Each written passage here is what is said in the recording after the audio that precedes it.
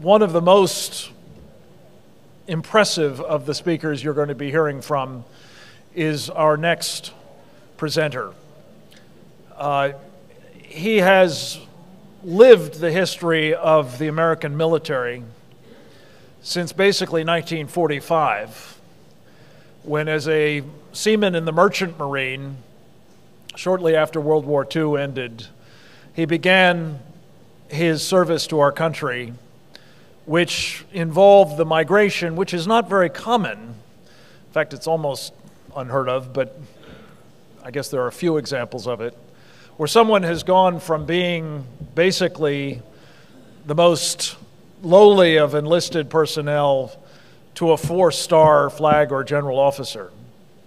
And his personal trajectory is one of those extraordinary feats.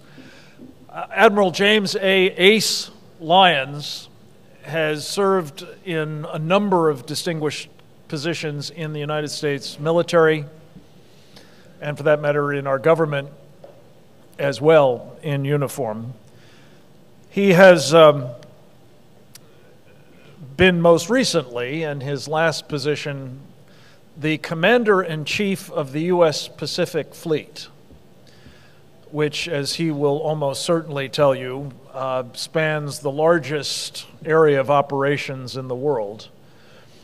And at the risk of stealing his thunder, I will say one of his favorite lines is that during the time when he was commander of that Pacific Fleet, he had more ships under his command than the entire United States Navy does today, which is a sign of, unfortunately, where we have been now for some time in terms of the declining size, at least, and arguably, in some respects at least, capabilities of the Navy and the military more generally. I can't think of a better person to have speak about this challenge that we're facing, as Dr. Carson indicated, of a world that is becoming more dangerous in so many ways, and a United States military that is being sadly hollowed out in a number of different respects. And we'll have several speakers who will present on different facets of this, but it is with the greatest of pleasure that I present to you the man who is the chairman of the military committee of the Center for Security Policy and a dear friend and much admired hero of our country, Admiral Ace Lyons.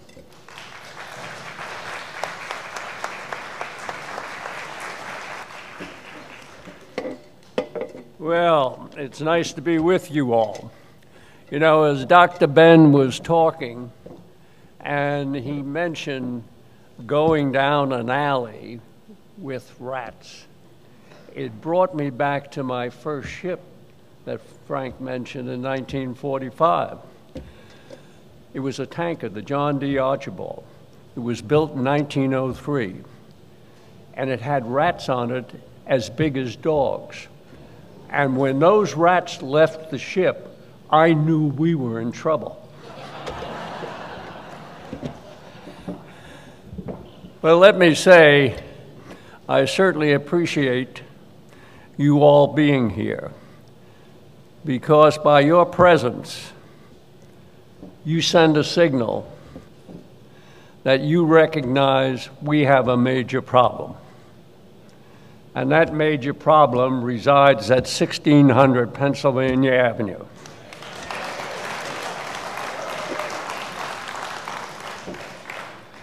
I gotta say, never in my lifetime did I believe I would witness this great country being taken down and withdrawn from our world leadership role by our own administration.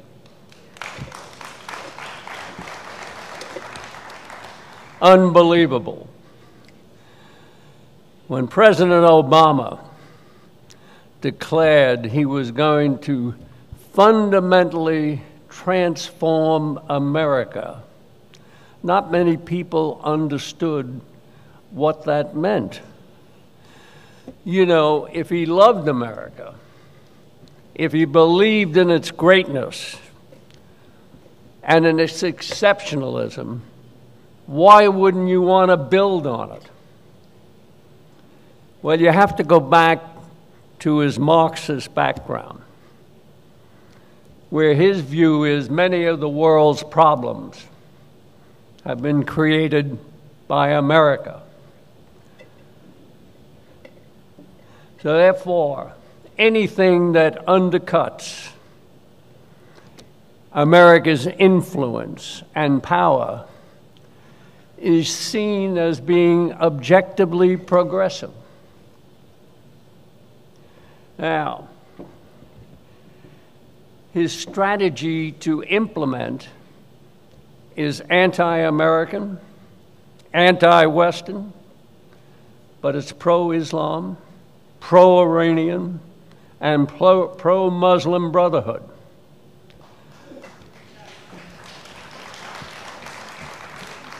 And let me just say a few words about the Muslim Brotherhood. The Muslim Brotherhood started penetrating our government starting in the 1960s.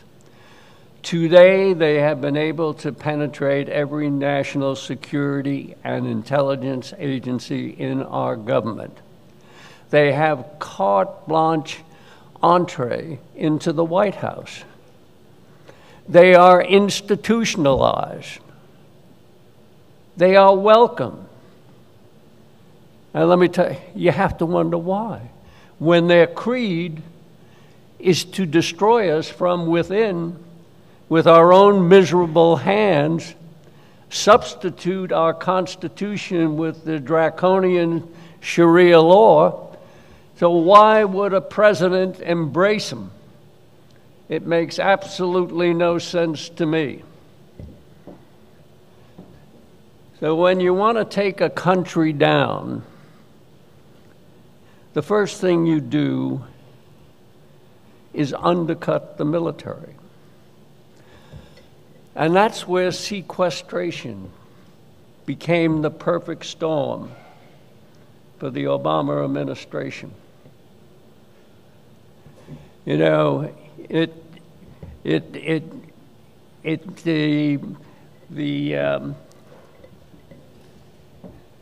was a vehicle for the unilateral disarmament. Now, we have wound up with the smallest army since World War II. We are down to 420,000 troops. The Chief of Staff of the Army has stated he's not sure he could prevail in a major regional war. This should scare you. The Air Force is now proceeding to its smallest numbers in its history. Its readiness of its aircraft squadrons are below 50%. They should be at 85 to 90%. And then we have the Navy. Ronald Reagan's 600 glorious Navy, 600 ship Navy, is now down to 287 ships. And to put that number in perspective, that's basically the number of ships I had under my command in the Pacific Fleet. But that's not the bottom. We're going down lower. With our anemic shipbuilding program of 10 to 12 ships a year, we're going down to about 250 ships. We're going down to the smallest Navy since prior to World War I. On the other hand, our enemies are modernizing all their forces. China has got a 60-ship-a-year building program. They've had their military budgets double-digited for over the last decade. You know, I took the first ships into China in November 1986. They were just a coastal navy. And what they've been able to do since that time is really remarkable. And in fact, when we left Subic Bay, what happened? China immediately declared the entire South China Sea was their territorial waters. The lesson there is, if you create vacuums, our enemies are going to fill it. Now, we have to make sure that sequestration is reversed.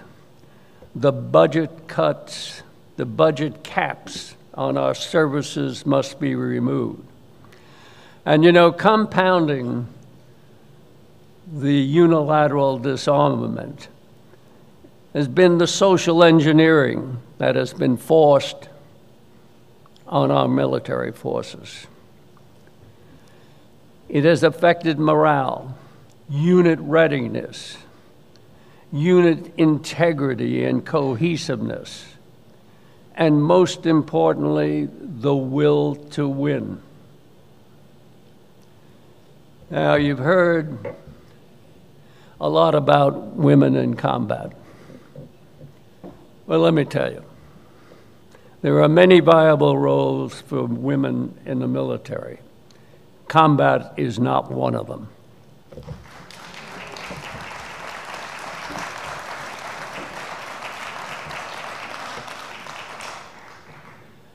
Now, we've got a national security crisis.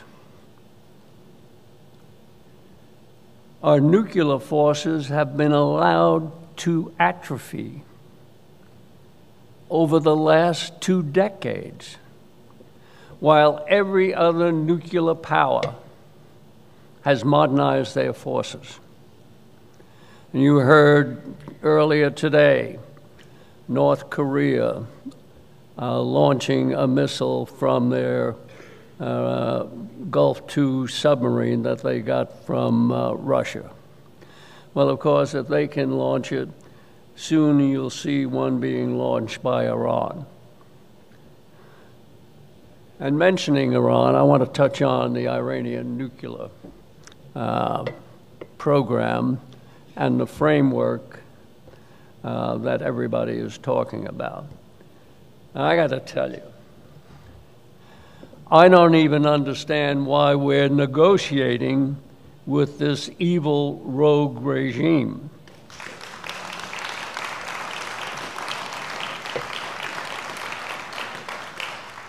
They've been at war with the United States for over 35 years. They've caused thousands of American deaths, starting with the Carter administration to take over our embassy in November 1979, the blow-up of our embassy in Beirut, April 1983, the Marine Barracks blow-up, October 23rd, 1983, Khobar Towers, and never forget, over 1/3 of our fatalities in Iraq were directly due to Iran. The other point you should never forget is the 9/11 hijackers. The material support provided to them by Iran was crucial. They could not have carried out the attack without that material and training support provided by Iran. And 3,000 innocent Americans who were doing nothing more than going to work would be alive today. So here, this whole nuclear weapons framework, it's a sham. We've conceded everything. Iran's nuclear infrastructure is solidly in place. Now, I'm going to tell you something you probably haven't heard. An article was written by Michael Ledeen last August. 2014. And in it, he stated, candidate Obama, after he received the Democratic nomination for president in June of 2008, opened up a secret channel to Iran. The secret channel was Ambassador William G. Miller, who was our former ambassador to Ukraine, but more importantly, he used to be in our embassy in Tehran and spoke fluent Farsi. He knew the territory. The message he delivered from Obama was, don't sign any agreement while the Bush administration is there. You will like my policies much better. You will see that I am a friend of Iran. You will get a much better deal from me. To me, this borders on treason.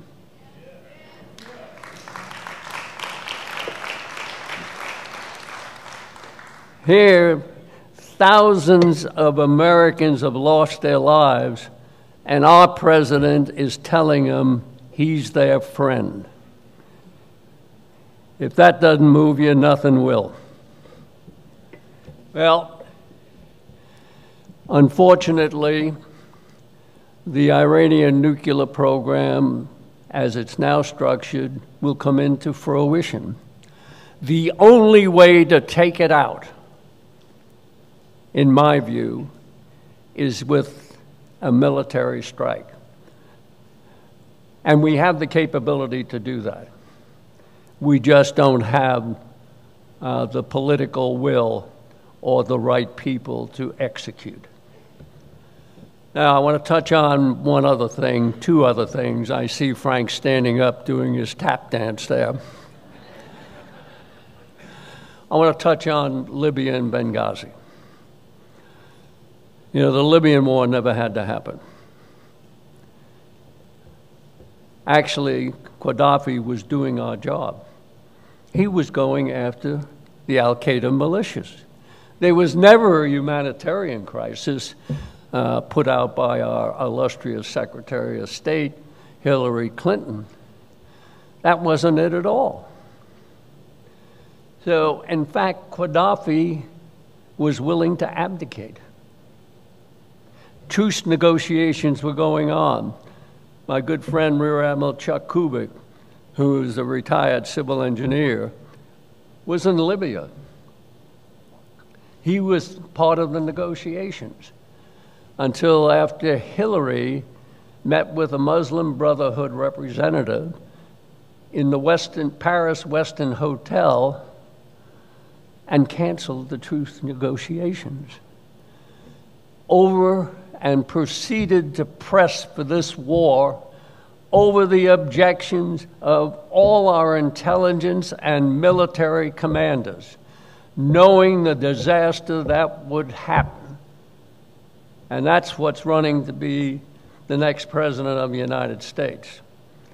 That ought to scare the hell out of you. And one more thing I want to cover. Hillary's emails. Hillary, the pathological liar. Now, you got to understand, you heard all about cyber warfare and so forth. Every one of our enemies, Russia, China, Cuba, Iran, everybody, they've hacked into that unsecured server. She's totally compromised. She's damaged goods. There's no way she can be allowed to get in that White House.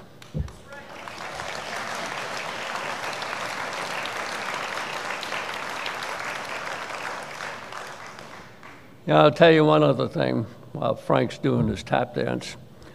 You know, the Russians are the best in the world at this. They tapped into Bill Clinton's phone lines and they knew about Monica long before you did. And let me tell you the way they used it. Russia was in desperate financial shape. They needed $26 billion out of the IMF. Larry Summers of our National Archives fame was our Treasury Secretary, dead set against it. Everybody was set against it until suddenly, through Strobe Talbot, who the Russians let Strobe know that they knew about Monica, Bill Clinton found it within himself to approve the transfer. And what got transferred was $4.6 billion in hard cash that disappeared. The last thought I have for you. You know, you hear about ISIS, Al-Qaeda, and I want to mention the Muslim Brotherhood. One thing you need to know, there's no difference between the Muslim Brotherhood, Al-Qaeda, and ISIS. They're all the same. They have the same objective. It's only the method they use.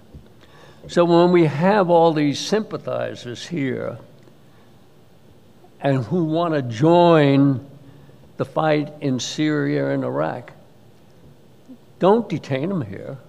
Let them go. In fact, you can even pay for the ticket. But there's a stipulation.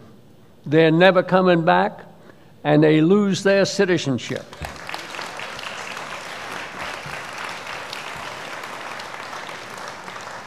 Now, we have a hell of a job ahead of us. It's not going to be easy to take back America from what this administration has done to it. But with Americans like you, I have full confidence we'll succeed. Great to be with you, and God bless America.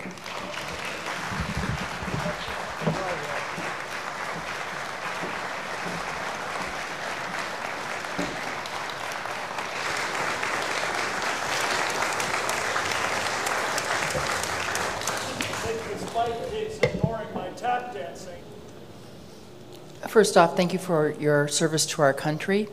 In your opinion, how much time and money would it take to restore us to be the great military power we once were? Question. How much time? What was it? Well, first let me say this. If we can find billions of dollars to fund illegal immigrants, we sure as hell can find the money to pay for our military.